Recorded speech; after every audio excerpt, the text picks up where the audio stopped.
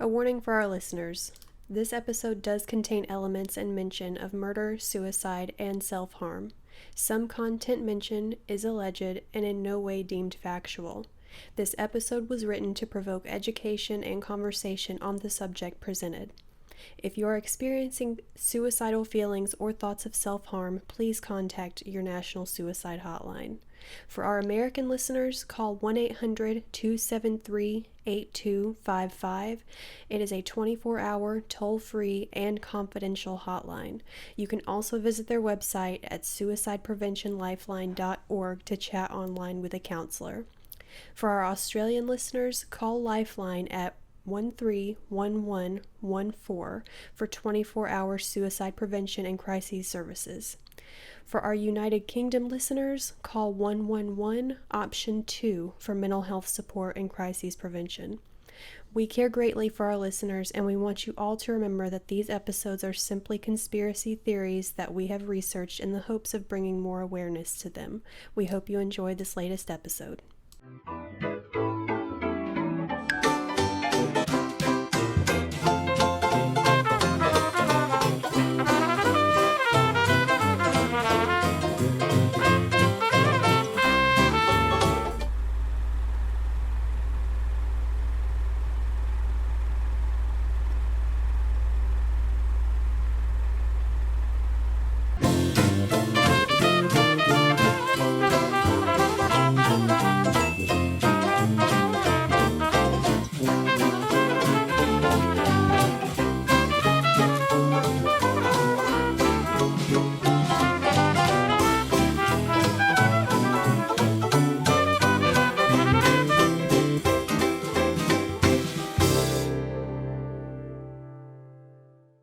Hi everyone, and welcome.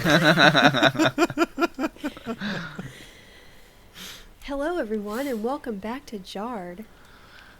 Why do I always talk weird? I don't know, I've often been wondering that. That's your professional voice. Yeah. Oh hell, I hate it. I hate it. Well, I'm not cutting it down. I don't even remember how to do this. So. God. Welcome back to Jarred. I already did that part, Dougie. Anyway. Fine. So, I'm trying to do the less us thing. Okay. If you like this episode, be sure to check us out on Instagram, or do I do Twitter usually? Instagram or Twitter? Instagram is at jar.podcast. Twitter is at jarredofficial. And our Facebook link is in the comments below. I guess. Hopefully Ryan puts it there. I don't know. It's always there. I copy it over every time. Make me sound like I don't know how to do my job. Well, there's a lot of things you don't know how to do, sweetheart, so.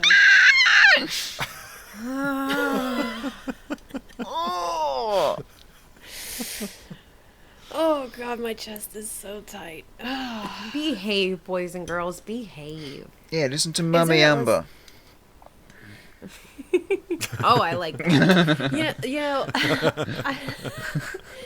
I've been re-listening to our episodes this season here and there just because I've just enjoyed them so much, and I re-listened to the Stonehenge one a couple days ago, and that one was great, but at the same time, I'm sitting here like, we're going on and on in that episode about how Stonehenge must have meant something to someone. It took them, they wasted 1,500 years building it. It had to mean something. And I'm sitting here like, imagine being one of those people building Stonehenge, and, you die, you spend your entire life building Stonehenge, and then in the afterlife, or whatever happens after, you get a glimpse of the world 1,500 years from then, and you see that your life's work is essentially being mocked and laughed at on a podcast. Like, you want to talk about digging up someone's remains and calling them unspecial?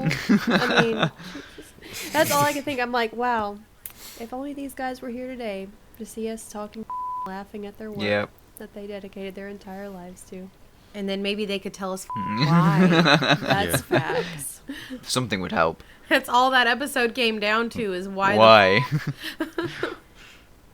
Yeah. Why did you want to stack those rocks up? Yeah. The Britney episode was like, oh, honey. And then the Stonehenge was like, why? And then the lizard people was like, what? Yeah. It's an eclectic mix. So I hope I'm not making any like weird faces tonight, because for our listeners, we are all on a video chat, so we can like, I guess, interact a little bit better. Well, we shouldn't say all. 3 out of 4 of us are. True. Ryan's all mad because it was short notice. You literally sprung it upon us when we jumped onto Discord. Okay, but 75% of us showed out, so that's not our problem. You, like I said, majority rules. you made it my problem. Don't argue with me. I will roast you live on air right now. Do it. No, don't, please. Please don't. Yeah. Yeah, don't challenge Jess. No, I really don't want to. That's it's scary. You should know by now. Do not challenge me. So, oh God, I think I'm gonna. Did you just have a heart palpitation? No, I'm just so mad right now. My chest is so tight. I just want to kill Ryan, but it's okay. So, I'm just.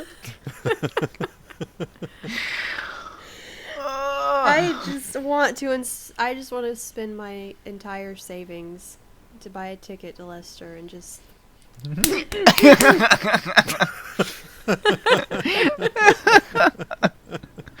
I imagine that was much better to like because it was on video. Yeah, I can.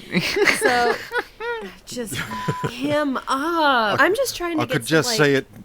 Jess knocking on the front door, Ryan opening up, and then Yeah, just a clear punch to the face. Deck it Yeah. bonk, go to stupid jail.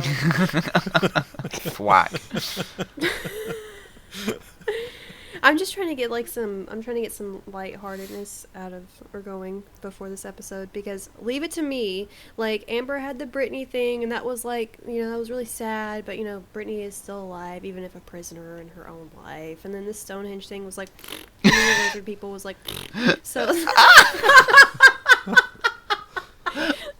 But the one I picked is like super emotional and super depressing, and there have been times during my research phase where I found myself on my deck at 10 o'clock at night drinking wine and sadly listening to Elton John, but it's cool. It's fine. We all have a night like that at some point. We've all I been think. there. You don't, because you don't like Elton John. I think we've all been there. Yeah. I really don't. I was just trying to You empathize. don't like Elton John. I can't talk Okay, about this. I can't talk about this. Okay, it's not that. Hold on. It's not that I don't like Elton John. It's that my husband and my father-in-law are both like Elton John. And your best friend. Nuts. Yeah, and my best friend. And it's like once you hear so much of it, it's like, okay, I get it. Can we? I can never hear too much Elton John. If Elton John was the only thing I could listen to for the rest of my life, I think I would be okay. I just don't feel that way. But, You will. I mean, I respect. You will. You'll get there. Sure. I'll make sure of It's it. been years, Jess. We've been friends for years, Jess. I will get you there. I will get you there. The same way never mind. I was going to make a mom joke. I'm not going to do that. So the topic that I am covering today is about Princess Diana's death. And yeah, that's why, I just feel like everyone else picked kind of like, not fluffy, but like... Fluffy? Not like super dark topics. I mean, the Britney thing was dark. Don't get me wrong. Like Britney that was heartbreaking. But Jesus Christ, I just. Also, we're supposed to be swearing less on this. I forgot about that. It's fine. I'm already tallying off my censor chart. It's fine. Go hog wild, Jess. No! Well, don't create more So- work for me. I know you're mad at me, but... No, I'm gonna try to swear as little as possible because this episode means a lot to me, and I don't really want my mom to listen to any other episode of this entire show. But if she listens to any one of them, I want it to be this one, and I may like actually sit her down and force her to listen to it. I don't know. Oh, I forced Mom to listen to Free Britney, so I feel you. Yeah, I just, like, I want it to be enjoyable. I want it to properly honor Princess Diana and, like, dignify her. And I just, if she's somewhere in the afterlife listening to this for whatever reason, I don't know why Princess Diana would be listening to podcasts in the afterlife, but whatever. Because we're talking about it. I at least hope she can listen to it with fondness and pride. So, yeah, and I've done my due diligence and my research. I've got about 9 pages for you guys. Wow. Wow. I tried to organize it to the best of my ability. I tried to break it down into different categories, so hopefully I've got it all organized correctly. If I bounce around, if it seems like I'm bouncing around, I apologize. This is just a lot to take in. And for our listeners, that's how I felt when I did mine. yeah, I tried to put it in as, like, logical of an order as I possibly could, but there may be parts where it seems like I am bouncing around. I don't know. We'll see how it comes out when I'm actually, like, saying this stuff. I don't know. But yeah. So, and by the way, to our listeners, I was telling these guys in the group earlier, you do not know difficult until you try to Google, like, conspiracy theory things about a conspiracy theory, like, where the main theme is that it is being covered up by Secret Service. I did as much research as I could. There were times I was Googling search terms and, like, I just was combing through the pages of Google, and it's like, if you don't find anything on the first page, you're not going to find Oh, you're never going to get it. I was going, like, 10 pages in, and I'm just like, what? Where? Like, how am I supposed to do this? So, yeah, not easy. I will go ahead and say, before I start, my sources on this, where did I put my sources? Oh, here they are. So, a lot of it is coming from Wikipedia. I'll explain that here shortly. Netflix series, it's called Conspiracies. There was just, like, there was one episode. It's like a 45-minute episode, and only 15 minutes was about her. But yeah, I got some info from there. I got some info from Independent News. I got some info from the other series on Netflix. It was called, like, Diana in Her Words, or In Her Own Words, something like that. And then one of them was the Daily Mail, which I know is a bit of a reach because it's kind of a tabloidy kind of thing, but whatever. I think I had that in one of my resources too, but it was, Yeah, I was trying to take that with a grain of salt, but at the same time, it was, the thing that I was searching for was presented best on that website, I guess. It was verbalized the best. And then there will be a sample from Princess Diana's Panorama interview from 1995. So the Wikipedia Her what interview? It's Panorama. Ah. I don't know if that was, honestly, I should have looked into it. I don't know if that was like a news program or like something like, you know, like Barbara Walters, one of those programs. I don't know. But anyway, it was a sit down and there's audio and video, whatever. So the Wikipedia side of it, basically I wanted to present this episode in a way that would make our listeners kind of understand the things that she went through even from the beginning, and to be able to see how the establishment, aka the royal family, would want her gone. But to also drive home the point that she was a really good human being who did not deserve basically anything that happened to her ever in her life. Basically. Okay, guys, let's get ready for a real depressing road trip. Okay, who's ready? So, cool. I also did a boatload of research because I know that at least Amber doesn't know that much about the story itself. Like, everyone knows who Princess Diana is. I don't. Yeah, I mean, like, a lot of people don't know the true story, or, you know, the whole story or whatever. So, I know Ryan wasn't alive. Amber doesn't know. Dougie, do you remember when Princess Diana died? Yeah. Was it a really huge deal there? Oh, yeah. Well, Australia is still part of the Commonwealth. Yeah. So, do you remember what you were doing when you found out? Or where you were? I was actually here at that stage. I'd only just moved here, but well, the year before. What, your house? Oh, a couple of years before. This town, yeah. Oh. I didn't have my house then. But, yeah, it was a huge shock. And, yeah, it was... I mean, I've grown up with watching all that sort of her life and everything she did and everything like that. So, it was a huge shock to see that happen. And, yeah, straight away the conspiracy theories were flying left, right and centre with regards to her death. But, yeah, huge loss for sure. Yeah, totally. And even, I mean, here, I mean, I think it was just a global thing because it was a huge deal here. Like, it happened when I was very young. I think I was 6 years old when it happened, but I still remember I was at my grandparents' house. It was like, I don't know, 6 or 7 at night, something like that. I was at my grandparents' house. We were watching like Jeopardy or Wheel of Fortune or something. And then there was the news broadcast, which interrupted whatever we were watching. And I remember seeing it on the news. And like, I guess I didn't fully understand it at the time. But like my mom, she loved her.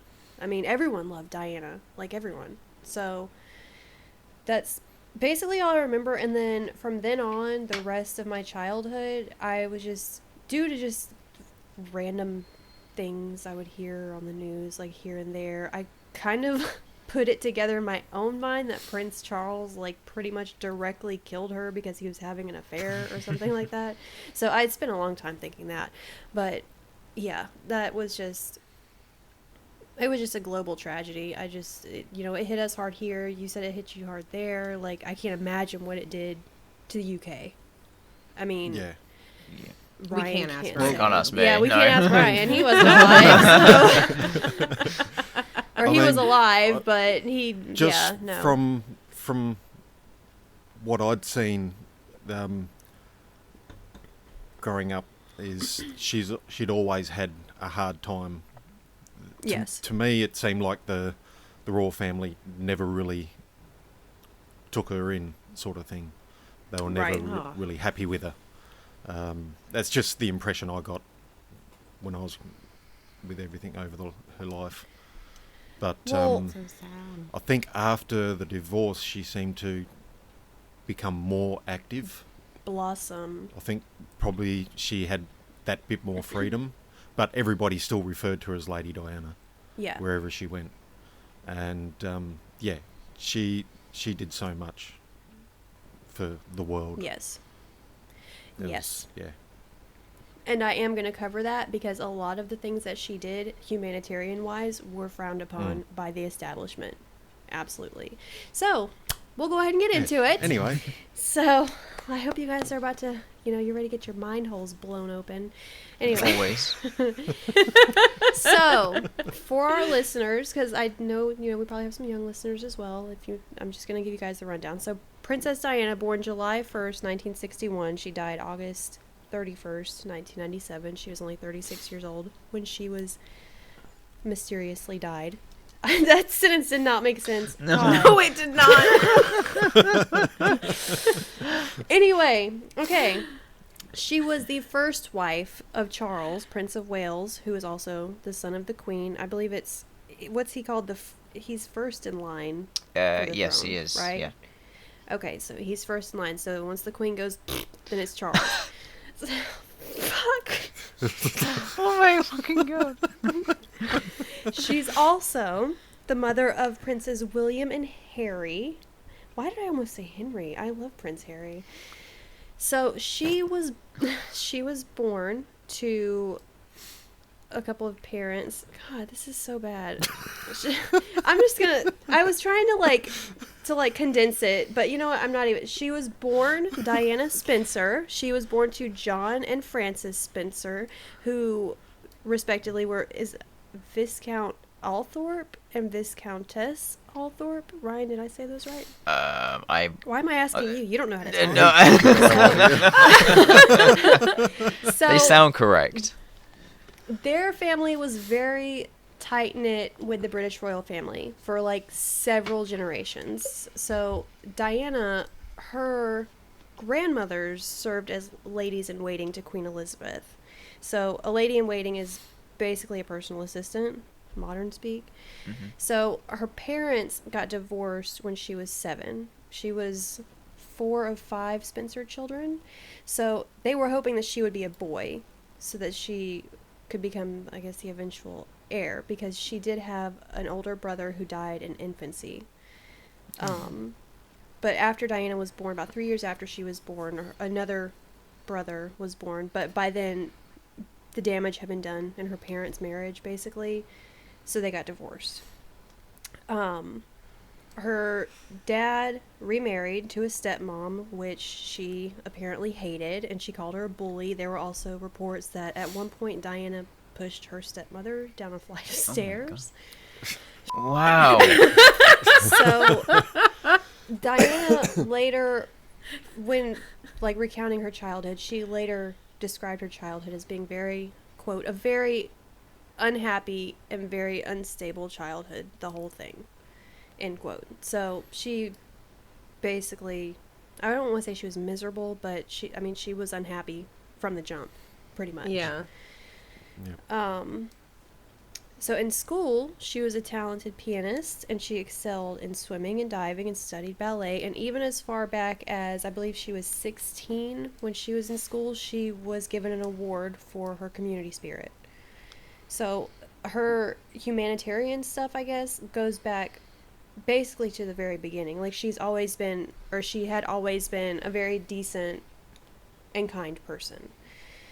So once she finished school, she went to school in Switzerland, finishing school for just one term. She, I guess, dropped out, and then she took a series of odd jobs. She was a dance instructor. She was a preschool assistant. She did housekeeping, hostessing, nannying, and then finally she was a nursery teacher's assistant. So she first met Prince Charles when she was 16. This was in 1977. And I believe, if I remember correctly, she was 16, and at the time he was 29. So do with that information what you will. I think it's a little disturbing. Yeah. And I think it's more than a little disturbing. yeah, but I will say they did not become romantically involved at that point. That was just the first time they met. At the time, he was dating her older sister. Okay. Okay, yeah, that's weird. So a couple years later, when she was like, I think 18 or 19, something like that, they were both guests. They both ran into each other again at a country weekend, which this was the summer of 1980. He started to take interest in her, from what she said in the series on Netflix, in her own words or whatever. From what she said, he was absolutely enamored. He was following her around like a lost puppy dog, like the whole time. So they kind of started up a relationship at that point in summer 1980. They got more serious over the following months. He invited her aboard the royal yacht for a sailing weekend, and then he invited her to meet his family at Balmoral, which is the royal family's Scottish estate. Correct. I believe. Okay, yeah, so he invited her there to meet the family. Apparently she made a fantastic first impression on the Queen. So they dated until about February 1981, which is when he actually proposed. And, I mean, keep in mind, this is like, I believe it was said that they started dating in July of 80, and then they were engaged by February of 81. So, I mean, that's kind of a quick engagement to me. And yeah, that doesn't seem like a whole lot of time to date and get to know a person before you say, yeah, I'll spend my whole life with you. No, not at all. And actually, I didn't put it in my notes because I had already made these notes by the time I watched it. But in Diana, in her own words in that series, she mentioned that the night that they got engaged, she just remembered being so happy, and she told him, I love you so much, I love you so much. And he said, whatever that means, or whatever love means, something along those lines. And I was like, ugh, yikes, oh God. And then later there was footage where they were interviewed once they announced their engagement, and the interviewer made a comment about how happy and in love they looked, and Charles said to the interviewer, whatever in love means. Like, just right there in front of everyone. So He always so came across as a shitty. bit weird. yeah. So yeah. Anyway. So after they got Foreshadowing. engaged, yeah. After they got engaged, she left her job. At the time she was the kindergarten assistant. That's one of the jobs that she had picked up. She left her job. She briefly lived at Clarence's house, which was also the home of the Queen. She then lived at Buckingham Palace leading up to the wedding. And in the documentary, she also mentioned that basically from the time they got engaged to, God, I think when she got pregnant with Prince William, she was like super bulimic. I mean, just non-stop. Oh, God. And there was also mention that from the time they got engaged, Camilla was already in the picture. Oh.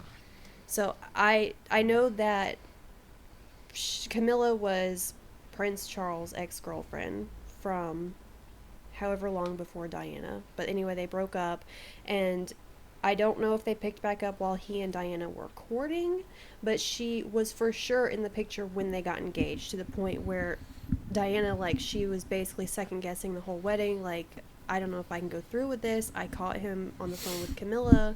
I mean, him and Camilla, they would talk all the time. They would send each other presents, and this stuff continued throughout their entire relationship. The stuff with Camilla did. I mean, Camilla was calling him, like, they were secretly talking to each other when Diana and Charles were on their honeymoon.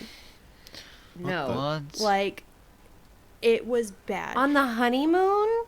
Yes, and, like, even, I think, I don't want to speak incorrectly here, but I feel like Diana said the first instance that she noticed of Camilla popping back up was they were already engaged and it was really close to the wedding, and she got upset about it. She called her sister. She's like, I don't know if I can go through with this wedding. Like, Camilla's here. She's in the picture. I mean, I just don't know if I can go through with this. And her sister's like, well, your face is already on the tea towels, so you need to go ahead and do it. Like, because when they got married, I mean, they printed Prince Charles and Diana's faces on everything. Yeah.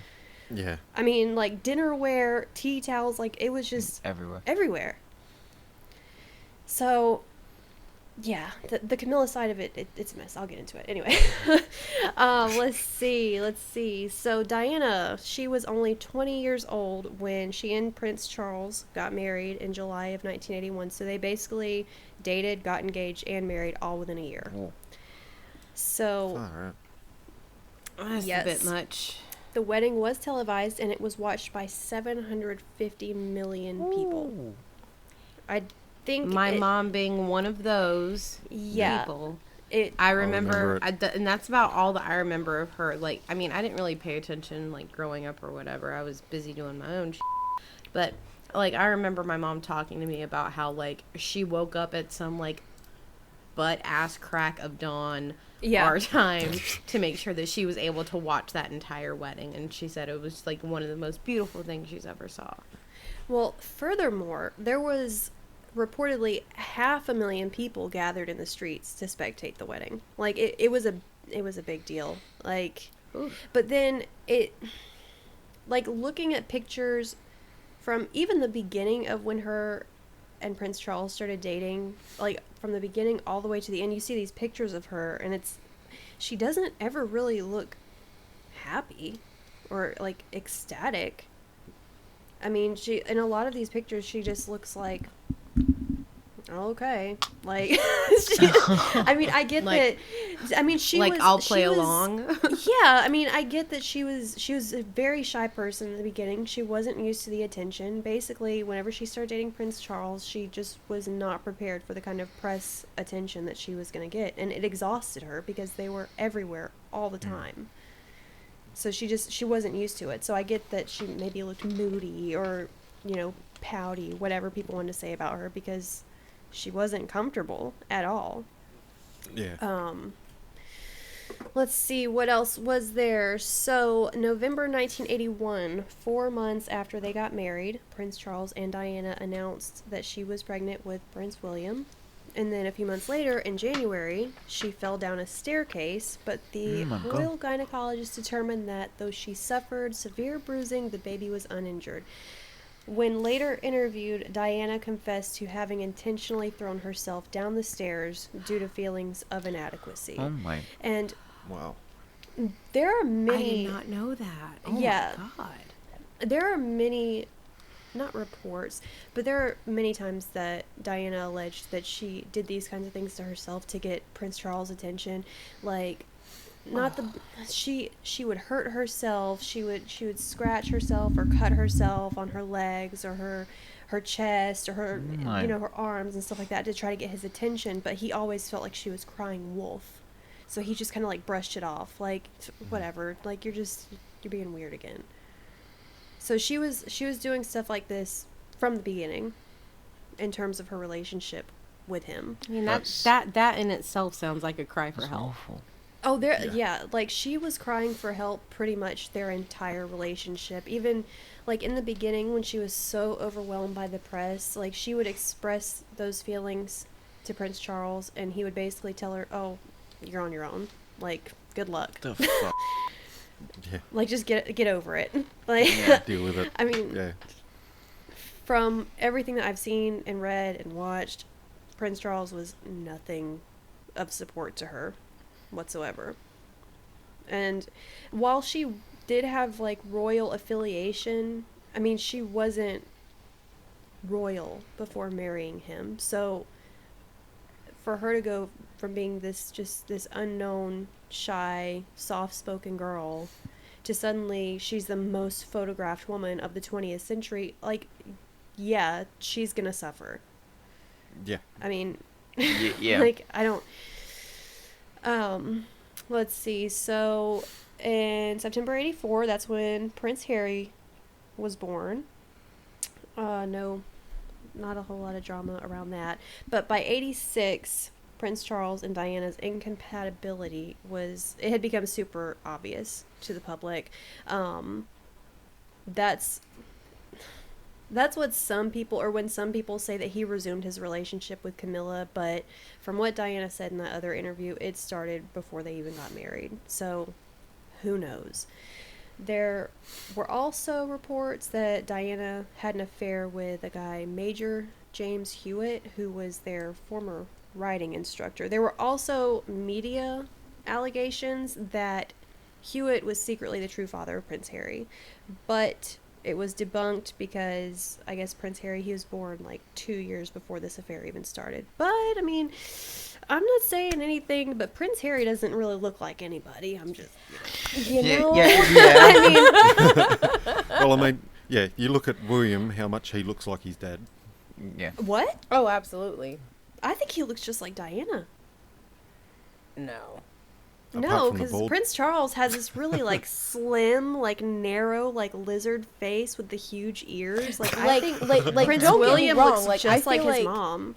Right. I feel like William has a lot of Diana's features, but I can also see Prince Charles's features as well. Yeah. Whereas when it comes to Prince Harry, it's not. I don't see either of them in Harry. That's like I don't see her or him. That's what I'm saying. I don't hit.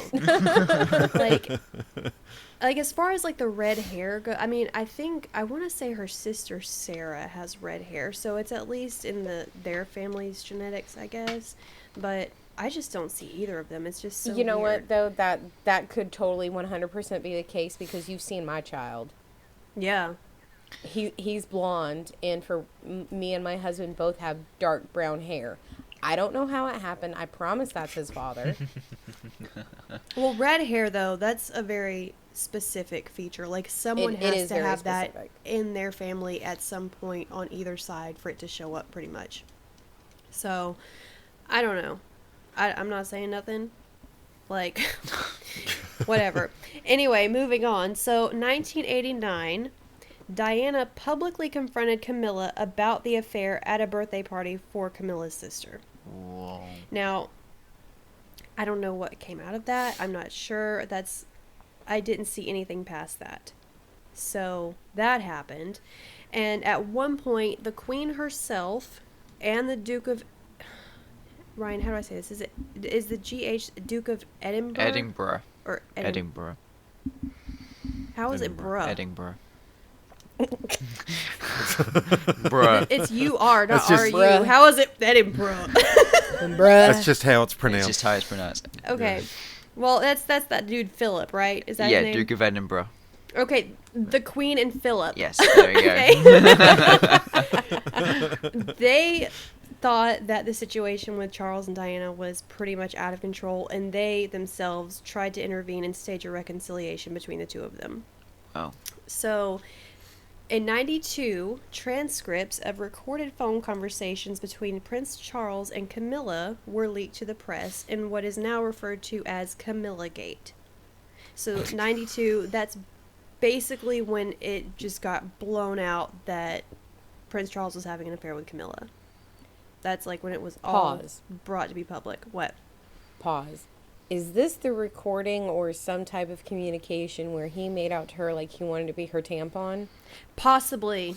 I honestly What? forgot about that until you just now said that. What? Oh, have you not heard this? Oh, I've I've heard never about heard it. that. Oh, what? He made Wow. some whack comment like he wished that he could be her tampon. Oh, I promise I'm not my. making that up. I promise. I did not just pull that out of my ass. He said it. No, I remember. Like, who I remember says something that? along those lines. I mean, a very desperate person, I would imagine. Wow. I was going to say Boys, something you then, need but I to- won't. boys. I think I know what you were going to Boys, You say. mean to tell me you've never fantasized about being a woman's tampon? Oh, yeah, all the No. time. What? Oh, I found it. Camilla Okay. says, "What are you going to turn into? A pair of knickers? Oh, you're going to come back as a pair of knickers." And Charles says, "Or, God forbid, a Tampax. Just my luck." Wow. This is their sexy talk on the phone. That was just a little excerpt from there's transcripts online. I've got one pulled up right now. But yeah. Oh, so then she says, "Oh, you could perhaps just come back as a box." And he says, "What sort of box?" And she says, "A box of Tampax, so you could just keep going?" Oh, I have to read the whole of this. But yes, there were references Oh to my him God. being a tampon. So yes. Okay, I'm so glad that I didn't make that up. I knew No, I knew I had that nugget of information for some reason. I heard about that, and I honestly forgot about it till you just said that. So, yes, I'm glad. Yes. So, after the whole transcript leak of that conversation, Prime Minister John Major announced the couple's amicable separation. Surprise, surprise. In the early 90s, Diana, she hired a public speaking coach named Peter Settlein. So in videotape recorded by Settlein, Diana admitted that during the period of 84 to 86, she had been deeply in love with someone who worked, quote, in this environment, end quote. It's thought that she was referring to Barry Maneke. I don't know if I'm saying... There's a couple of names I'm going to be questioning if I'm saying it right or not. But Barry Maneke, a former bodyguard whose position was terminated after suspicion began that Diana and Barry were having an affair. So... Oh, let's see. During that Did he same have red time hair? period... Very funny, Dougie. I don't know. So, during that same time, Diana spoke of Charles, saying, quote, "He made me feel so inadequate in every possible way that each time I came up for air, he pushed me down again." End quote. Wow. And 93, she wrote a letter to her butler, Paul Burrell, saying that she believed Charles to now be in love with his personal assistant, who was also formerly the boy's nanny. She told Burrell she believed that Charles was planning to have her killed, quote, "to make the path clear for him to marry Tiggy." Now, Tiggy was the nanny. Okay. So that was 4 years before she died. She told Paul Burrell that she thought, yeah. So, let's see. I'm just combing through everything. So, after that interview, the Queen became more frustrated with the situation than ever, and she had Buckingham Palace issue letters to both Charles and Diana telling them to divorce. Wow. Like, the Queen had enough. Like, she was over Yeah. it. Oh. So Charles agreed to the divorce not long after that. In 96, Diana announced her agreement as well, which irritated the palace because she issued her own announcement of the divorce agreement and its terms on her own. She didn't let anyone else speak for her. So that also kind of rubbed them the wrong way. The divorce was finalized in August 96. She received a settlement of $17 million as well as 400, well, I guess it's pounds, 17 million pounds. I don't know, as well as 400,000 That still sounds like more than what I got. Yeah. So the kicker of all of this situation with Prince Charles is that he could not remarry if Diana was still alive. Oh. So, yes. Oh. In her note to Paul Burrell, she wrote, quote, "I am sitting here at my desk today in October, longing for someone to hug me and encourage me to keep strong and hold my head high. This particular phase in my life is the most dangerous. Someone is planning an accident in my car, brake failure, and serious head injury in order to make the path for him to marry." What? End quote. She said that when? That was... She said that she was at her desk that day in October, so I'm assuming October 96, and she died in July 97. She literally said... Yes. Oh, there was a couple of times that it seemed like she predicted her own death right down to the T. That's one of the reasons why people so strongly believe that she was murdered, because she spoke so often about suspecting that something like that would happen to her eventually. Yeah. So in terms of subsequent relationships post-divorce or around the same time of the divorce, she had a relationship with a British-Pakistani heart surgeon who named, oh God, I'm so sorry if I'm butchering this, Hasnat Khan, who was apparently referred to as the love of her life and, quote, Mr. Wonderful. They dated for almost 2 years, and according to Khan, it was Diana who ended the relationship, but according to Paul Burrell, Diana's mother disapproved of her dating a Muslim man, which is why she ended the relationship. Right. So, a month after splitting with Khan, in July of 97, Diana began dating Dougie Wyett, who, as you guys may or may not know or remember, is her boyfriend that died with her in the car crash. Oh, okay. I recognize the name, but I can't remember him at all. Dougie was... How many people died in the crash? Because I only knew of her. So there was the driver, he died. There was her bodyguard, who did not die. He did survive, but he suffered very extreme head injuries and lost a lot, if not all, memory of that night. And then there was Diana and Dougie, who both also died. And Dougie, he was actually the son of Mohammed Al-Fayed, who owns Harrods, the casino. Oh. So this is like a big family, like super rich family. Like Harrods is everywhere. Yeah. No, I've been to one and may or may not have gotten inebriated in one. Yes. So... regarding Dougie, there were rumors when Diana died that she was pregnant, engaged, and Dougie was about to whisk her and the princes away to Egypt to start their life together, which obviously would not sit well with the establishment. No. Obviously.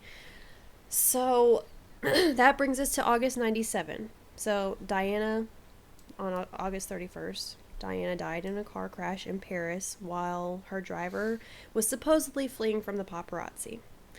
The crash took the lives of Dougie and the driver, Henri Paul, and her bodyguard survived. The initial investigation concluded that the crash was caused by Paul's intoxication, reckless driving, speeding, and effects of prescription drugs. So in 1998, Dougie Fayed's father, Mohammed, he publicly stated that the crash had been planned, and he accused MI6, or British Secret Service, and the Duke of Edinburgh. Oh, dear. However the you say that. So after that, an inquest started in London in 2004. I'm not sure what took so long, but it continued until 2008, which attributed the crash to grossly negligent driving by Paul and to the pursuing paparazzi. In April 2008, the jury returned a verdict of unlawful killing, and a coroner determined that Diana was not pregnant at the time of her death and did not find any trace of the HCG or pregnancy hormone in her blood. So a lot of conspiracy theorists kind of attribute one of the reasons, I guess, for why or how she was murdered was the response time in terms of the French police and rescue squad. Yeah. So the first call to emergency services was made at 12:26 a.m. and the ambulance carrying Diana arrived at the hospital at 2:06 a.m. So almost 2 hours between the initial call and when she arrived at the hospital. The ambulance... I have to say, the car was trashed. Like, it would have taken a bit to get people out of it. Well, there's some more that comes into play. The ambulance arrived at 12:40, and Diana was removed from the car at 1 a.m. She then went into cardiac arrest. CPR was performed, and her heart started beating again. She was taken to the ambulance at 1:18. So the ambulance left the crash site at 1:41 and arrived at the hospital at 2:06. And it traveled slowly, apparently, based on the doctor's instructions. He was concerned about Diana's blood pressure and the effects of, I guess, her medical condition in terms of like deceleration and acceleration of a vehicle. Yeah. But I've also read that in terms of French emergency response, they apparently, whenever it's a situation with like a car crash or something, they treat victims on site for as long as possible before taking them to the hospital.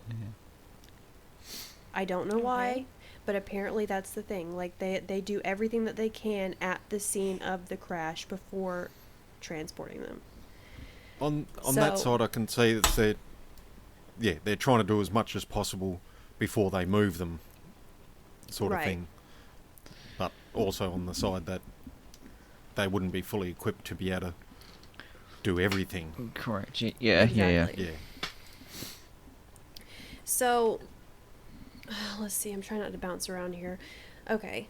So, another element that contributes to her murder conspiracy is the lack of CCTV footage from the night of the crash.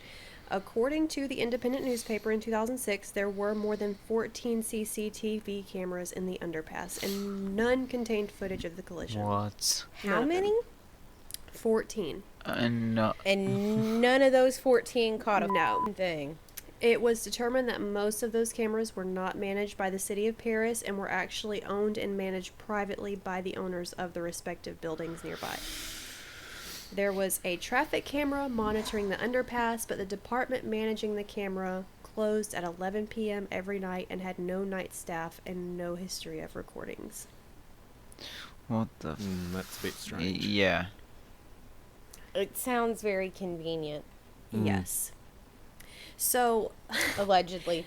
It gets weirder. Okay, so during examination of the wreckage, it was found that Diana's Mercedes had made contact with another car.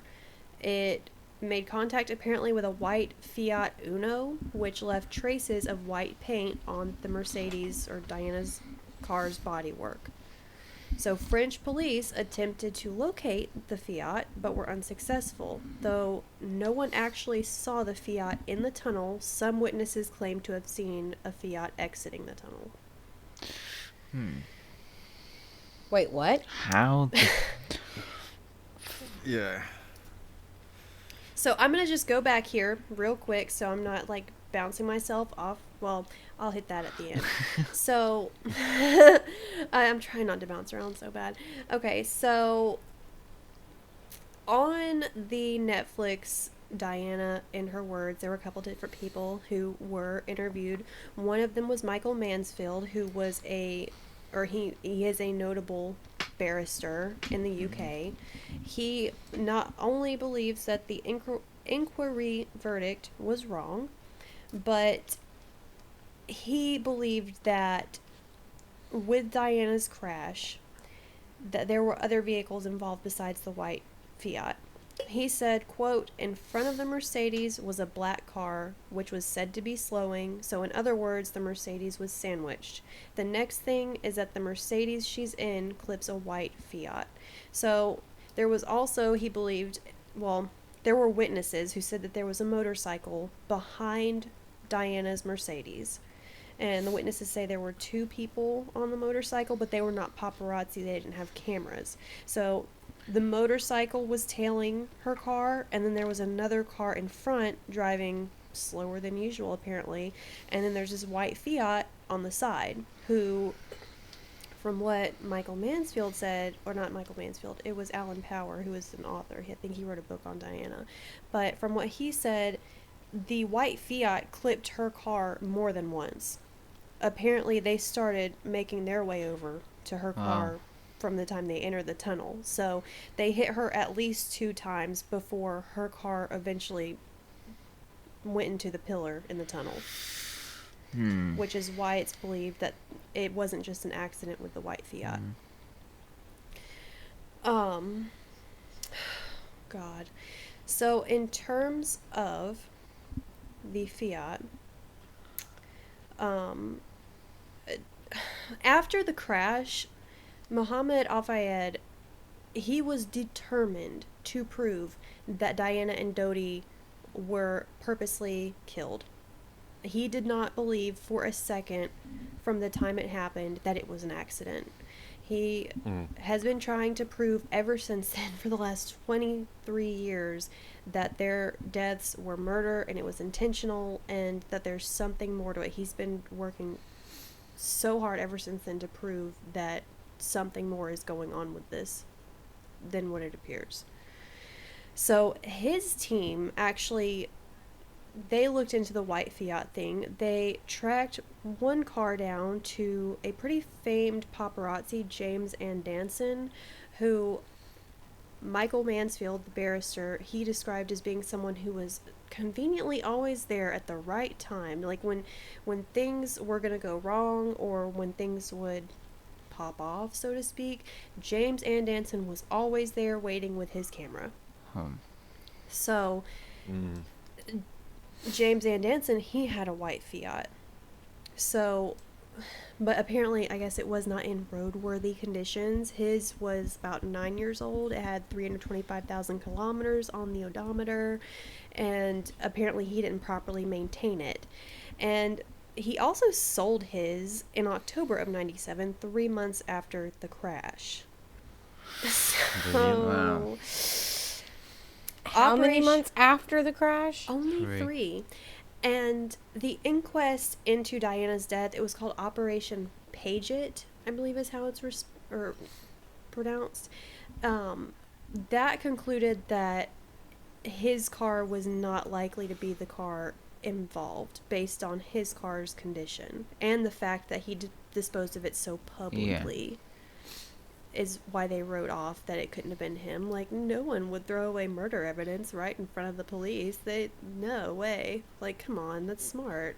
Like, come on. Like, why the yeah. Okay. Yeah. So if you make it look public, so they throw their suspicions elsewhere. Exactly. So the French police, they spent a year after looking for this mysterious white Fiat. They couldn't find anything.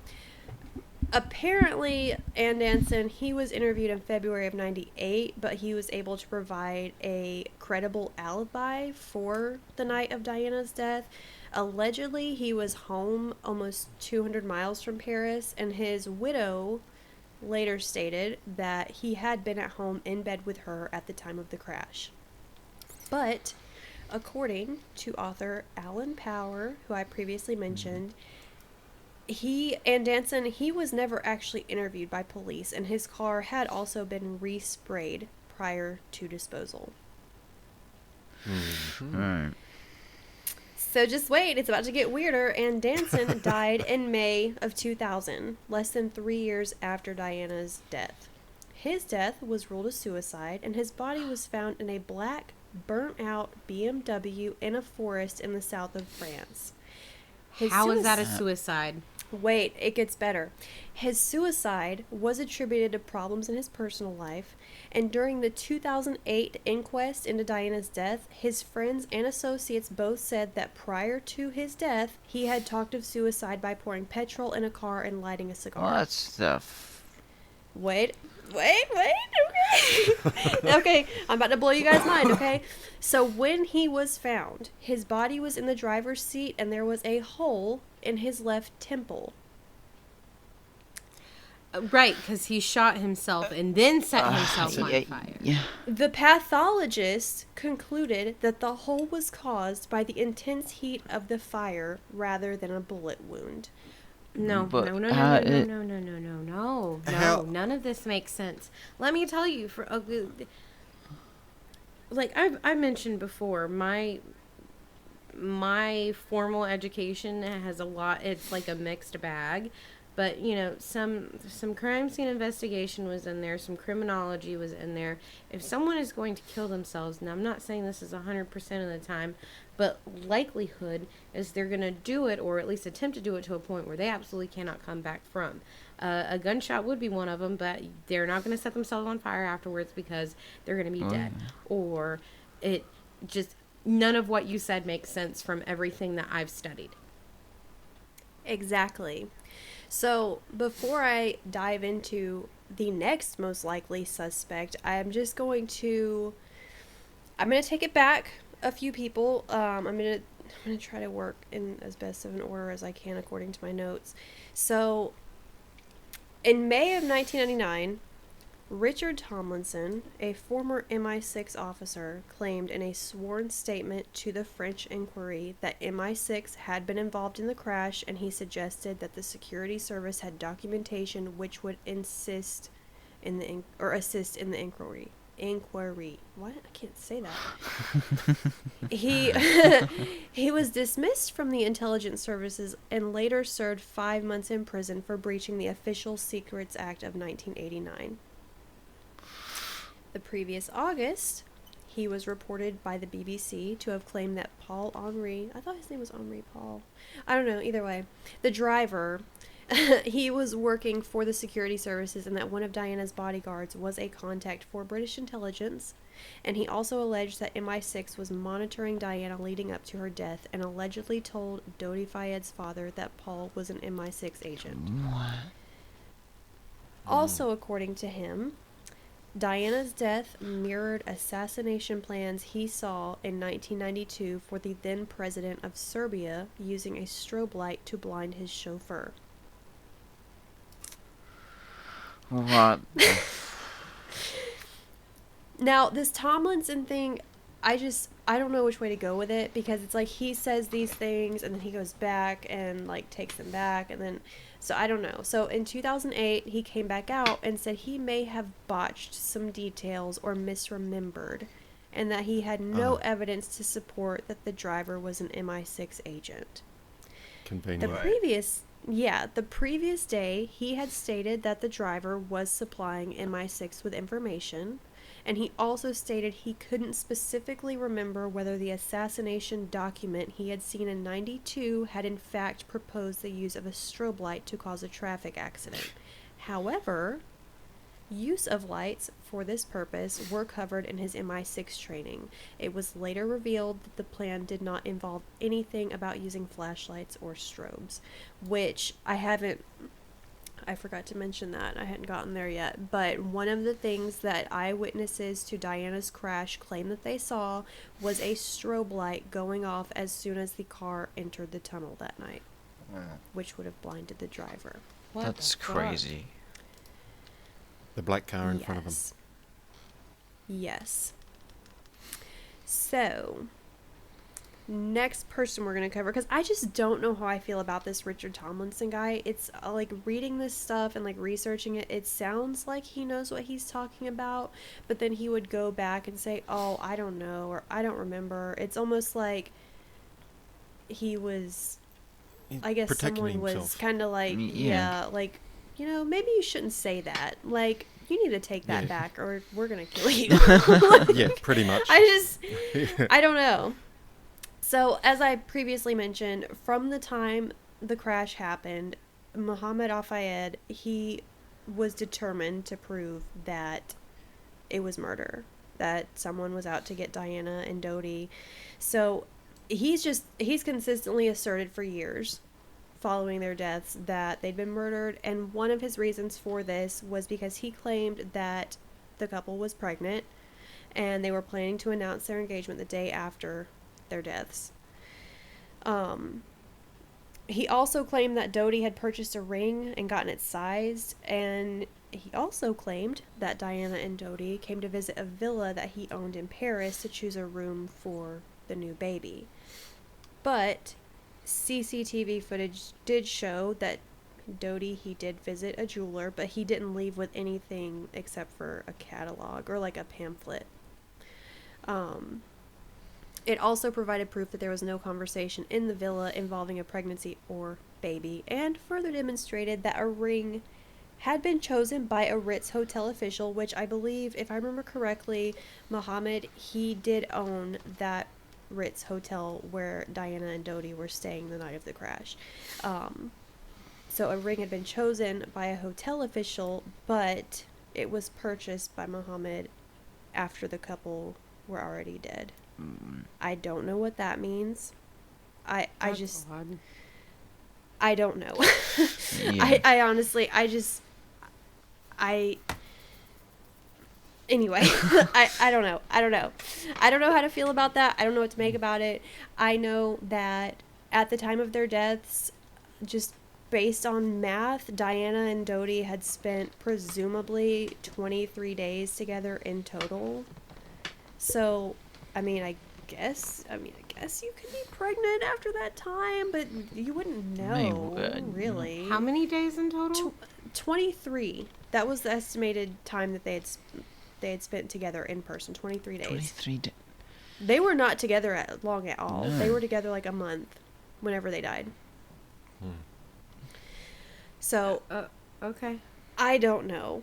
And apparently, according to Diana's friends, when talking about marriage again, she was not for it. So I don't know how much water the whole engagement pregnancy thing, I don't know how much, I don't know how credible that is.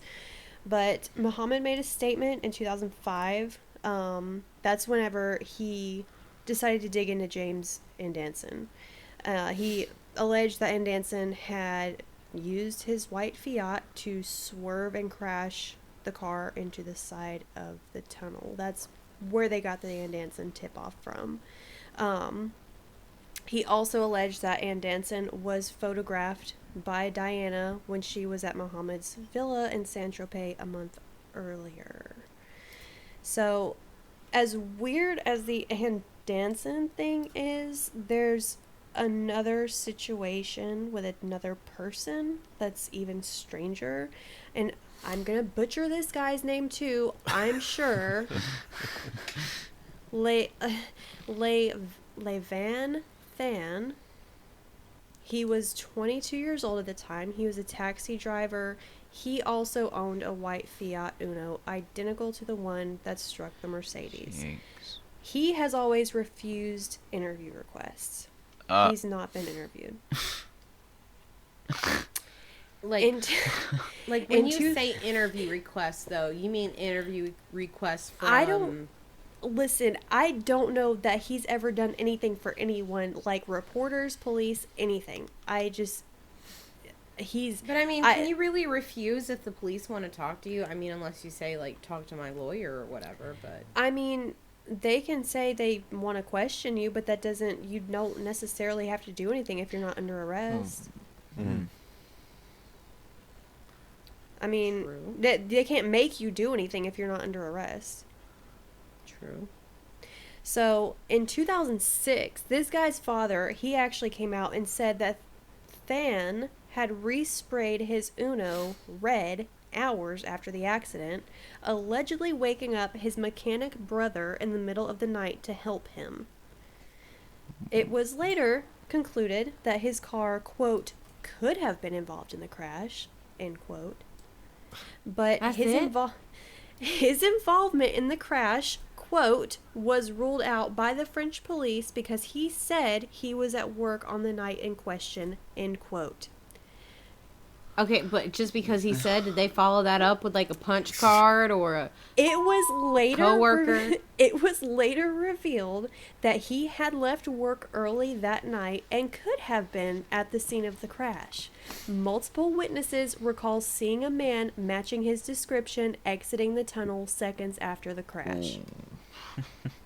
Well, there we go. Oh my god. Yeah, so it's like, on the one hand, it's like, obviously this guy did it, but then you start thinking like about the James Ann Danson side of it, and you're like, but why was he suicided? Like, what?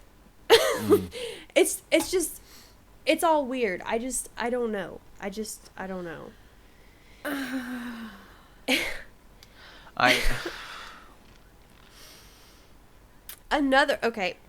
Another thing contributing to the pregnancy thing, okay? Diana's body was embalmed only 10 hours after her death, which is illegal. It was illegal in France. I'm not sure where else. Her body was embalmed literally the next morning after she died. 10 hours? Yes. That's it? The man who embalmed her insisted that he did not know that quickly embalming her was against the law and claims he did it to simply prevent rapid deterioration due to the summer heat and because Prince Charles and Diana's sister, Lady Sarah, were on their way to Paris to take Diana back home. He claims she would not have been presentable. He just wanted her to look beautiful like Diana was. And yeah, so conspiracy theorists believe that she was embalmed so rapidly to prevent pregnancy testing. Wow. And is that possible? Well, like, I mean, they use so many chemicals during embalming. Like, you wouldn't know. Yeah. So, during the inquest, after the crash, it was claimed that her body was not stored in a refrigerated mortuary due to security reasons. So, I don't know what kind of room they had her in, but what the fuck? That just doesn't sound right. No. Right. And the only way that they were supposedly able to determine she was not pregnant was from collecting blood samples from the crash site, not her actual body. Well, that doesn't... Yeah. I mean, but do they... Okay. Yeah, so there's that. Now, I don't know if...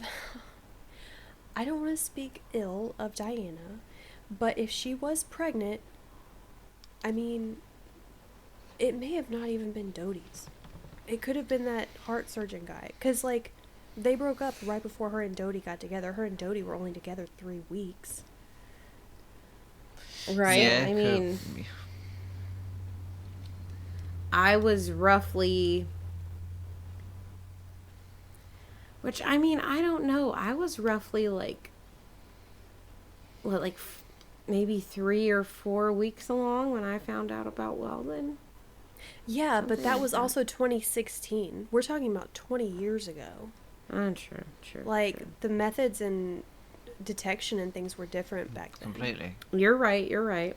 So, I just don't know. I'm almost done here. No, dude. Yeah, you've got me. Go ahead, dude.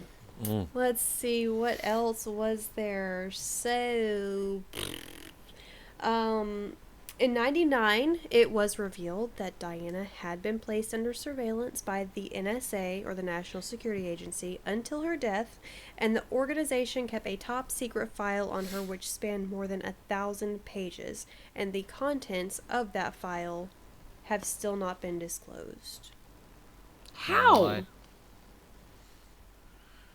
MI6 has since denied keeping a file on either the princess or Doty, and they insist that there was not a plan involving Diana and Doty at all. Of course. No, of course, I was going to say, yeah. I mean, why would they say, Why would they admit it, yeah. We had assassination plans for her. So, this is just so long. The last not the last person I'll mention, but the last notable, like, I guess, person in terms of the murder conspiracy was someone called Soldier N. So the court-martial of SAS, which is like, it's like the British. Ryan, do you know what the SAS is? I looked it up. It's like the It's British. the Special Air Services. Thank you, Dougie. There yeah, we thank go. you. There we go. There was a court-martial of an SAS sniper, Danny Nightingale, which led to a letter written by a witness called Soldier N. Right. Soldier Special Armed N Services. Anyway, was no problem. It was Nightingale's former room. This is kind of like a friend of a friend of a friend thing. But Soldier N was Nightingale's former roommate who was in prison for illegally hiding firearms and ammunition. In 2013, it was announced that the Metropolitan Police were reviewing evidence that Soldier N had boasted that the SAS were behind Diana's death. Soldier N's parents-in-law reportedly wrote to the SAS's commanding officer, claiming Soldier N had told his wife / their daughter that the unit, quote, arranged Diana's death and it was covered up, end quote. In November that same year, Scotland Yard released a statement saying quote, the Metropolitan Police Service has scoped the information and is in the process of drawing up conclusions which will be communicated to the families and interested parties first before any further comment can be made, end quote. However, in December, it was announced that there was no credible evidence to corroborate the claims about Soldier N and there was no reason to reopen the investigation. What struck me as strange about this situation was the statement that Scotland Yard made for a nothing turnout. Like, it sounded that they found something and they were notifying affiliated people for them to come out a month later and be like, it was nothing. Yeah. I mean, why not just say that from the beginning? In terms of the driver, Paul Henri, whatever his name was. At this point, I've confused myself. Apparently, he had 3 times the legal limit of alcohol in his system that night, even though on the CCTV footage from the hotel, he appeared totally sober. But Michael Mansfield, the barrister, he did his own investigation. He found that for 6 months leading up to the crash, Henri was getting mysteriously large sums of money deposited into various accounts. It's apparently Paul, his annual salary was, I guess this is pounds, 35,000 pounds a year, but at the time of his death, he had at least 250,000 pounds in his bank account. Or one of them. Which kind of corroborates the idea that he was being paid by MI6 or Secret Service. Because no one who makes $35,000 a year just has $250,000 in their bank account somewhere. You damn right. Like, it was very mysterious, the amount of money that he had. Michael Mansfield, he believes that the establishment or the royal family, they wanted to harm Diana, but not necessarily kill her. He thinks that the plan was to, in that moment, that night, it was to separate Diana from Dougie, have her flown back to Kensington, where she could then be treated by, doctors, nurses, whatever, that the royal family preferred, and they could kind of force her back into a situation where they believed her to be more secure than she would have been if she were, per se, with Dougie. Like, he doesn't think that they intended to kill her. They just wanted her removed from the situation with Dougie, essentially. Oh, God. So... in terms of the author I previously mentioned, Alan Power, he believes that the establishment was behind the deaths of Diana and Dougie. He believes that Henri Paul was on the payroll of the British services like everyone else. But one thing that was different about his claim was that he said, quote, following the crash, I can't talk, quote, whilst Diana was lying in the car, alive but badly hurt, it's my belief that she was injected with a poison by people waiting in the shadows. And by the time she got to the hospital, they knew she would be dead from the injection, and that was one of the main reasons why they weren't allowed to take blood samples from Diana at all, end quote. Which might sound kind of off kilter or crazy, but at the same time, I mean, they weren't allowed to take those samples from Diana, which was another one of the reasons why the whole pregnancy thing came into play. Like, they weren't allowed to test her or her blood from her actual body. Yeah, that just sounds weird. Yeah, that makes... Yeah. God, this is just information Big overload. time. It's one thing to my head is totally spinning right now. it's one thing to read all this, but to be saying it out loud, I feel like, what the It's like you hear how it all sounds at the same time, and it's, yeah. In terms of situations or things, I guess Diana, or her behavior and the way that she did things and things that she did, it made the royal family or the establishment uncomfortable, because she did not ride the wave. She totally went against the grain. She did her own thing. If she felt something was right, that is how she did it, regardless of how the royal family felt about it. Yep. So, in terms of unconventionality, I mean, it went down to things as simple as her parenting techniques. Like, she parented her children differently than the rest of the royal family. She chose William and Harry's first names, which was very uncommon, if not unprecedented. She chose William and Harry, and then Charles chose their following, or whatever, their other names, their middle names, I guess, I don't know. I mean, she did things, like, she chose the boys' clothes, she took them to school, whereas, I mean, other royal family members, they had nannies and such to do that for them.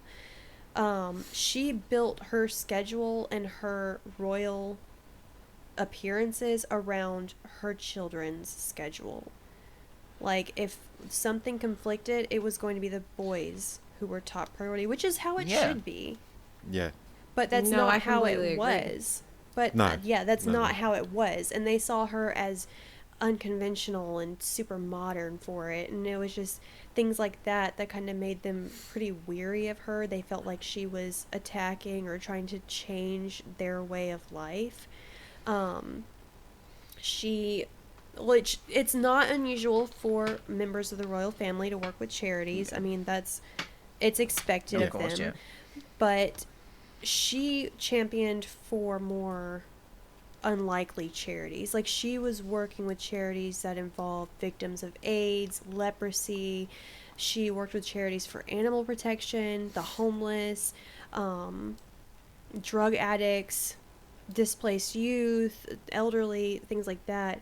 And she began working with AIDS victims in the 80s when AIDS first came on the scene, pretty much. And there was... Everyone probably had that phobia, too, regarding AIDS. Yeah. Yes, because was back then they didn't new. Really know like how the that you got it. Like, some people thought that you got it just from kissing someone or touching them, or it was new. Right on, Princess Diana. No one knew how it was transmitted, and not only was she working with AIDS victims, she didn't shy away from touching them or hugging them or just making any kind of physical contact with them. And she was the first royal figure to make contact with AIDS patients physically. And the Queen did not agree with her involvement and suggested that she involve herself in, quote, something more pleasant, end quote. And she did the same with leprosy victims. I mean, I want to say there's a quote from her at some point. I wouldn't be surprised. Maybe I'm misremembering, but I want to say that she said something along the lines of people needing to be hugged or something like that, and in terms of her visiting AIDS victims and things like that. But yeah, so and also, I mean, she was a huge or she called for a ban, an international ban on landmines. So throughout all of these things and the unconventional charities and causes that she supported, just humanitarian stuff. I mean, like, basically not human if you're not supporting these kinds of things, essentially. But those kinds of things made, like, the royal family and the queen kind of, like, frown in her general direction. Like, they did not like it. They didn't approve of it. She was seen as a danger or a threat to the monarchy because of it. And I'm telling you, like, she went to Angola in, I think, January of 97, just several months before she died, and she was there on the cause of banning landmines. And that was kind of like a bomb in terms of the establishment, because they felt like it was too political of a cause for her to take on. Like, she shouldn't be out there. And I mean, she was out there with these people in Angola. It wasn't safe enough for them. Like, yes. They didn't, yeah. Like, she was literally walking in fields where there were potentially landmines, could have blown herself to smithereens. She wasn't scared of anything. So it's just, they had a lot of reason. I mean, I don't feel like it's reason to fear her, but I guess in terms of their way of life, they had a lot of reason to fear her, disagree with her, and fear what she was doing, and fear the things that she may have been stirring up. Right. And I mean, she was just doing things differently. She was doing things with a more modern approach, more, like I said, unconventional approach, and that didn't sit well with them. But can I bring something up? And I mean, correct me if what I'm about to say is, particularly wrong. But I mean, isn't that kind of, I mean, I'm definitely probably not on the same totem pole at all. But I mean, isn't that kind of like where Prince Harry and Meghan Markle are right now, where they just don't agree with so many of the things going on, that's why they had to. Okay. Yeah. I mean, like, After Diana's death, I mean, when William and Harry grew up and, became adults, they took on a lot of the same charities that Diana had. And that and the combination, I think, I mean, it hit both of the boys strongly. I mean, it was their mother. I think William was like 15 or so when she died, and Harry was 13. So it's not like they were super young and not able to remember a lot of it. But it hit both of them really hard, but it seems like it hit Harry a little bit harder than it hit William. And the combination of, like, Harry wanting to take a more unconventional approach and seeing how the press has treated Meghan since they began dating, I think it's just been like, I saw what these people did to my mother. I'm not putting my wife in that same position. Right. Yeah. Because ultimately, outside of all conspiracy theories, outside of whether she was murdered or not, I mean, Diana was killed because of overexposure, essentially. I mean, if you're not digging any deeper than that, I mean, the bare minimum is that paparazzi were pursuing her car and she crashed. So it's like overexposure actually killed her, So I can see, I mean, I totally back Harry's decisions 1,000% to remove Meghan from that situation, because the public over there especially have been vilifying Meghan from the second she came into the picture. And he's already seen what happened to his mom because of it. So, whatever. That's I do have a transcript from the interview that Diana did with Panorama in 1995, which was 2 years before she died. Which, if anyone listening, you may remember seeing this clip being passed around on social media. I know I've seen it quite a bit in recent years, but there is a clip of Diana from this interview where the interview asks her, "Do you think you'll ever be queen?" And she blatantly, just outright, she says, "No, I don't. No." And they ask her why, and she says, quote, "I'd like to be a queen of people's hearts, in people's hearts, but I don't see myself being queen of this country. I don't think many people want me to be queen." Actually, when I say many people, I mean the establishment that I married into, because they have decided that I am a non-starter. What? And then she goes on to say, "Because I do things differently, because I don't go by a rule book, because I lead from the heart, not the head, and albeit that's got me into trouble in my work, I understand that. But someone's got to go out there and love people and show it." And then the interviewer said, "Do you think that because of the way you behave, that's precluded you effectively from becoming queen?" And she says, "Yes, well, not precluded me, I wouldn't say that. I just don't think that I have as many supporters in that environment as I did." Meaning the royal household. Yeah. "They see me as a threat of some kind, and I'm here to do good. I'm not a destructive person. I think every strong woman in history has had to walk down a similar path, and I think it's the strength that causes the confusion and the fear. Why is she strong? Where does she get it from? Where is she taking it? Where is she going to use it? Why do the public still support her? When I say public, you go and do an engagement, and there's a great many people there." And I mean, like I said previously, earlier on, there were many times, and especially the last 5 years before her death, that she kind of alluded to something happening to her, if not directly saying it. Yeah. So, she was a smart woman. Very smart woman. Yeah, extremely. It was just such a it was such a catastrophic loss, and it's like, especially, like, I knew a lot about her going into this already, but like digging even deeper into it, it's like from the beginning she's had a hard, or she had a hard life, like, and watching all this stuff and reading all this stuff, I've really been forcing myself to question in the last couple of weeks if she ever really was happy. And if she was, I feel like it was in the last couple of months before she died, which makes everything sadder, because it's like she went through her entire life. Only had that happiness for so long. Yeah. It's just, and the things that she did and the things that she stood for, and it's like, yeah, like, could you imagine having a person like that in 2020 right now?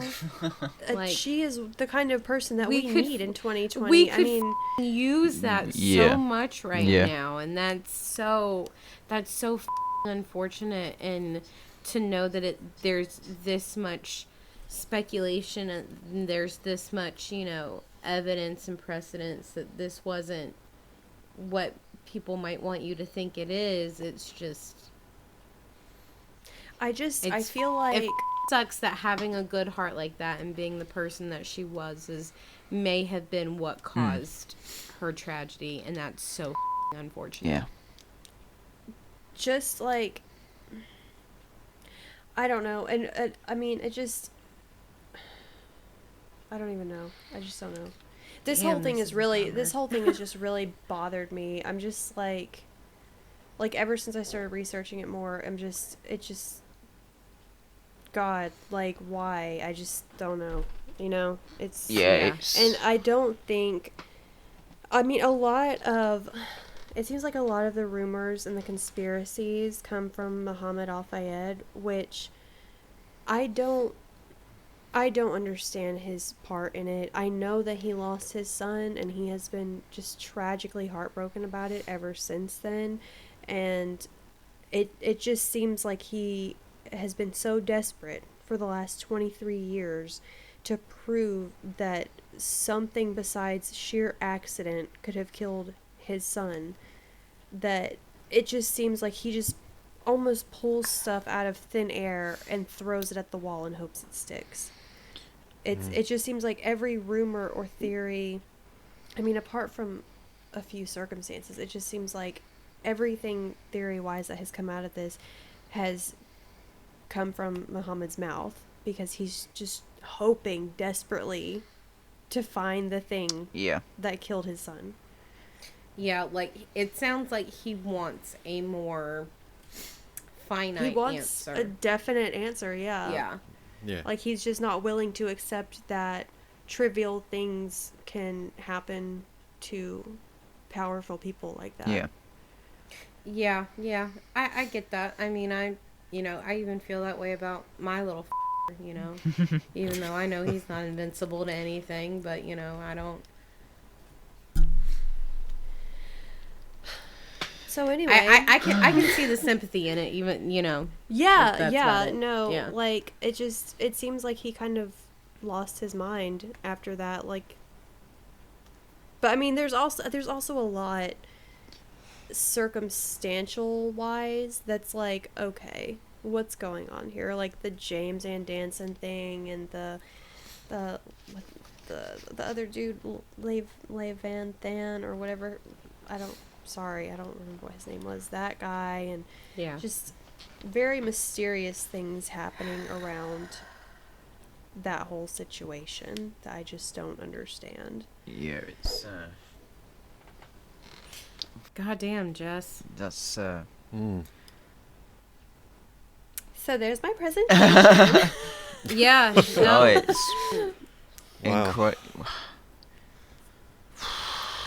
I'm telling you guys, it was so hard to dig up even that. I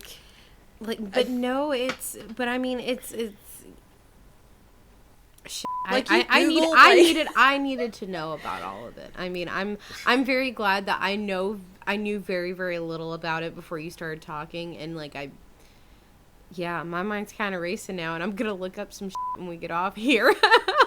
On the one hand, I'm like glad to educate, but on the other hand, I kind of wish I could have kept your mind virginal in terms of it, because I feel like knowing all this about Diana is to love Diana, essentially, and it's just God, it just hurts so much. Yeah. Yikes. So you did amazing. You did. Yes, well done. I mean, I knew of a lot of stuff, not all the details, but I knew a lot of people suspected it was no accident. I mean, that's for sure. Yeah, I mean, I virtually knew nothing. The only thing that I knew is that she was in a car accident and that it was caused by paparazzi was all that I knew. I didn't know any of the extra things. But with regards to, like you're saying, she never looked happy. The only times I really saw her look happy as such was when she was doing her charity stuff. Yeah, when she was doing her charity stuff, she looked like a human. She looked happy. Yeah. Doing that sort of thing. When she was away from everything else, doing what she loved to do, helping people. Yeah. That was when she, I believe she truly looked happy. In any photos or videos I saw of her, that was when. And that's the kind of pure heart and love that we need in 2020, and those took it away. I just feel like she just like blossomed so much once she and Charles split. Like, I feel like she looked her happiest post split. Like, she was definitely like more vibrant. Like, she looked more, in my opinion, she looked more fashionable. She was more daring in the things that she wore, and she was just like out there and fabulous. She didn't have those restrictions on her. I mean, like, she the royal family would have said, no, you can't do this, you can't. Yeah, but not as much. Like, she was doing those kinds of things before the divorce. There was one event where she wore this like off the shoulder like black or like navy gown or something, and it was just a little too much chest for the royal family. But I mean, even though she and Charles got divorced, she was still expected to act as a royal family member because her son was going to assume the throne. but she did not give a after that. So good at all.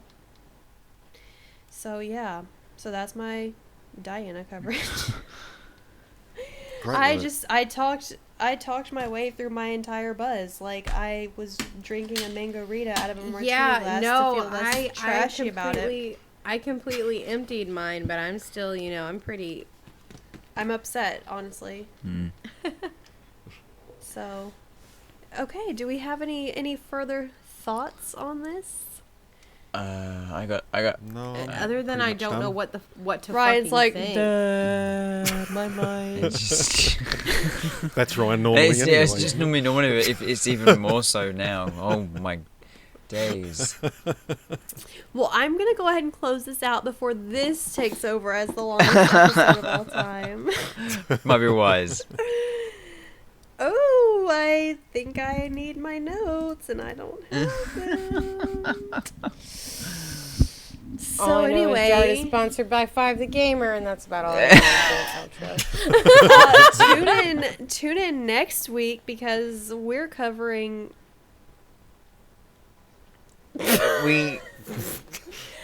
I don't know who's going. Amber. We now do the rotation again. It's Amber. Amber starts over the rotation again. Okay, well, Amber's going next, and I don't know what she's talking about. So tune in, and you'll be just as surprised as me. I can barely remember what I had for lunch today. I will say next week I'm going over a more touchy conspiracy theory. There will be a warning at the beginning of the episode, I promise. But Yeah, I'm gonna need hella warnings at the beginning. Yeah, please. Yeah, you will. Let's see. You can find our episodes on Anchor, Podbean, and Podchaser, and which I recently found out you can review and rate on Apple and maybe Google. I'm not sure. Anyway, so we're on pretty much any podcasting site you can think of. Anchor, Podbean, Podchaser, Google Podcasts, Spotify, Apple Podcasts, YouTube, duh. So please rate and review our episodes. We love it, and we want input, but not criticism, please. Subscribe, download, just listen to us in your ear hole. Yes, subscribe, like, download, share, download. Somebody broke Jess. She's stuck. I just want to reiterate how important downloading is. That's literally the most important analytic is download. So download. Even if you don't listen to it immediately, just download it. Like Amber said last week, put it in your pocket, download it, and just come back to it later. Or don't. We don't care. Just download it. We are still miraculously sponsored by 5 the Gamer. Yeah. So for all of your headset needs, I'm not even going to say gaming anymore because these are so multifunctional really and versatile. For all your headset needs, head on over to 5thegamer.com and you can enter discount code JARD. That is JARRED.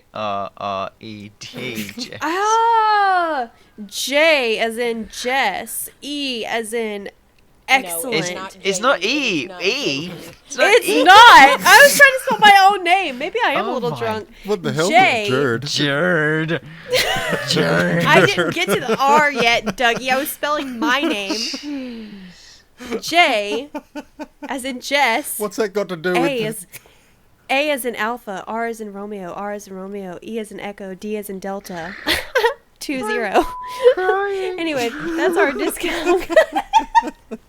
Just enter JARD20 at discount, get 10%. JARD20 to get 10% off, and whatever discount you get goes into the JARD bank account. So the more money you give us, the more clothes I can buy. I'm just kidding. We need JK, we're just all trying to get in the same room together. Just kidding. We just want to download Zoom, like monthly subscription to Zoom. That's all. Please, just give us some money. It's not even that serious.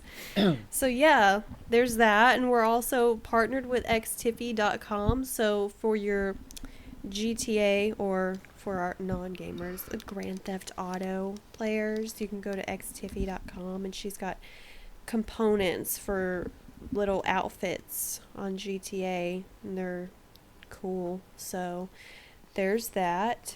And what else? Coronavirus is still real. Please wash your hands and wear your masks and please stay the do as home. you goddamn told. Yeah. We're honestly sick of it, so yeah. I guess you guys have a great week. Have fun chewing on this episode. Don't get too depressed. Drink a lot of wine. We love you guys. Bye. Bye. See ya.